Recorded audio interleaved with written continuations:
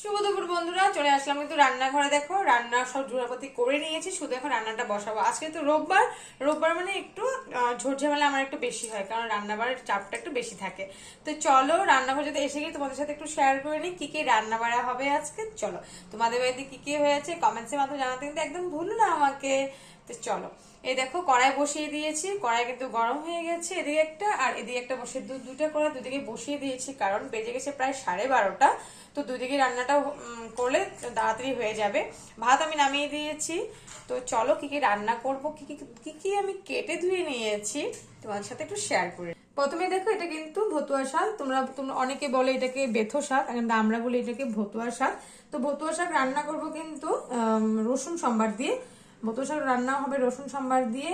আর এদিকে দেখো আমি নিয়েছি কিন্তু আলু কেটে নিয়েছি, শিম কেটে নিয়েছি, টমেটো নিয়েছি, আর নিয়ে নিয়েছি একটা কিন্তু পেঁয়াজ। যেহেতু মাছের মধ্যে বেশি পেঁয়াজটা দিলে আমার খেতে ভালো, যেহেতু লোকাল মাছ বেশি পেঁয়াজ বা বেশি মশলা দিলে কিন্তু আমার খেতে একদম ভালো লাগে না। তো দেখো একদম তাজা তাজা কিন্তু সিমগুলো একদম তাজা, বাজারে গিয়েছিলাম একদম দেখে দেখে কিন্তু আমি নিয়ে এসেছি।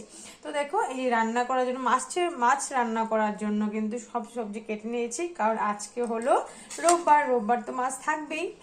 আর এখানে দেখো দুটো মাছ একসাথে, এখানে দুটো মাছ আছে তো আমি একসাথে ভেজেছি। এটা হলো বাটা মাছ, আর এটা হলো দেখো পাবদা মাছ। পাবদা মাছগুলো বেশ বড় বড় মাছ, দেখতেই পাচ্ছ। এটা কিন্তু পাবদা মাছ আর এটা কিন্তু বাটা মাছ। তো দুই ধরনের মাছ আছে। তো দু ধরনের মাছ, একটু দু ধরনের আজকে আমি রান্নাটা করবো। পাবদা মাছটা রান্না করবো তো আলু আর শিম দিয়ে, দেখতেই পারে আলু শিম টমেটো দিয়ে। আর এখানে আছে মটরশুঁটি। তো মটরশুঁটি কিন্তু ছুলে নিয়েছি, জলে ভিজিয়ে রেখেছি। তো রান্না হবে, এটা হলো পাবদা মাছের জন্য সবজি কেটেছি। আর বাটা মাছের জন্য আমি কিন্তু করে নিয়েছি, দেখো মশলা করে নিয়েছি। এখানে আছে হলো শস্য পোস্ত, তারপরে আছে একটু করে দিয়েছি পেঁয়াজ, কাঁচা লঙ্কা দিয়ে দিয়েছি একসাথেই। এইভাবে কিন্তু একটা পেস্ট করে নিয়েছি। আজকে করবো শস্য পোস্ত ঝাল বাটা মাছের, খুব খেতে ইচ্ছা করছে। তো ভাবলাম আজকে বাজারে গিয়ে প্রথমে বাটা মাছটা কিন্তু আমি নিয়েছি। তো দেখো সুন্দর করে কিন্তু এটা আমি পেস্ট করে নিয়েছি। রান্না কিন্তু এখনই হয়ে যাবে, কারণ সব জোগাড়পাতি করা আছে। তো চলো ফটাফট করে রান্নাটা করে নিই। তোমাদের সাথে কিন্তু দেখা হবে ডাইনিং টেবিলে, ঠিক আছে? অনেকদিন পর কিন্তু আজকে আমি আমার ডাইনিং টেবিলে তোমাদের সাথে খাবারগুলো শেয়ার করব। আর সালাডটা থাকবেই সাথে। তো চলো টাটা। ভিডিওটা ওয়াচ করার জন্য thank you so much everyone.